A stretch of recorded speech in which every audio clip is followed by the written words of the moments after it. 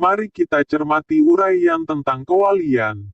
Dalam kitab Syarah Hikam atau Ilah menyatakan, Laya, Riful Wali Ila Wali.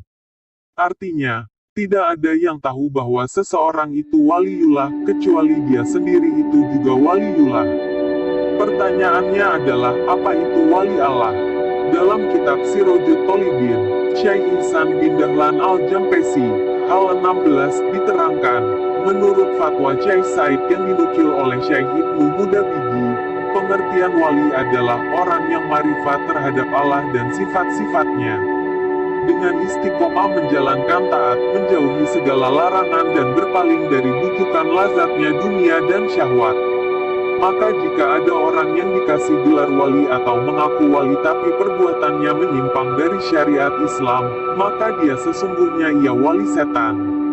Syarat-syarat mencapai derajat waliullah. Syekh Al-Yusi berkata, sebagian para imam mengatakan, seseorang tidak bisa mencapai derajat wali kecuali dengan 4 syarat. 1. Mengetahui usuluddin, pokok-pokok agama, sehingga ia mampu membedakan antara pencipta dan makhluk yang diciptakan, juga bisa membedakan antara nabi dan orang yang mengaku nabi. 2. Mengetahui hukum-hukum syariat, baik secara nakal maupun dalam hal pemahaman dalil dengan perumpamaan. Seandainya Allah mencabut ilmunya di bumi, niscaya akan bisa ditemukan pada orang tersebut. 3. Mempunyai sifat-sifat terpuji, seperti warak dan ikhlas dalam setiap amal. 4. Selama-lamanya dalam keadaan tidak pernah merasa tenang hatinya, karena merasa tidak tahu apakah dia tergolong orang-orang beruntung ataukah celaka. Tanda-tanda kewalian dijelaskan oleh Allah dalam firman-Nya, ingatlah, sesungguhnya wali-wali Allah itu, tidak ada kekhawatiran terhadap mereka dan tidak pula, mereka bersedih hati, yaitu, orang-orang yang beriman dan mereka selalu bertakwa. Yunus 62-63. Tanda-tanda kewalian adalah beriman kepada Allah dan bertakwa kepadanya. Barang siapa yang beriman dan bertakwa kepada Allah, maka dia adalah waliullah.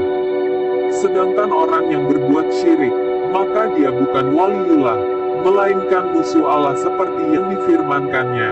Barang siapa yang menjadi musuh Allah, malaikat-malaikatnya, rasul-rasulnya, Jibril dan Mikail, maka sesungguhnya Allah adalah musuh orang-orang kafir. Al-Baqarah 98. Orang yang memohon kepada selain Allah atau memohon kepada sesuatu yang tidak kuasa mengabulkannya kecuali Allah, maka dia adalah musyrik kafir dan bukan waliullah walaupun dia mengaku demikian.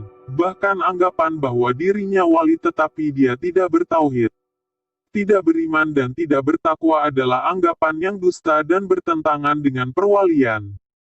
Kadang kita temukan ada di antara manusia yang mengaku dirinya pemimpin atau wali.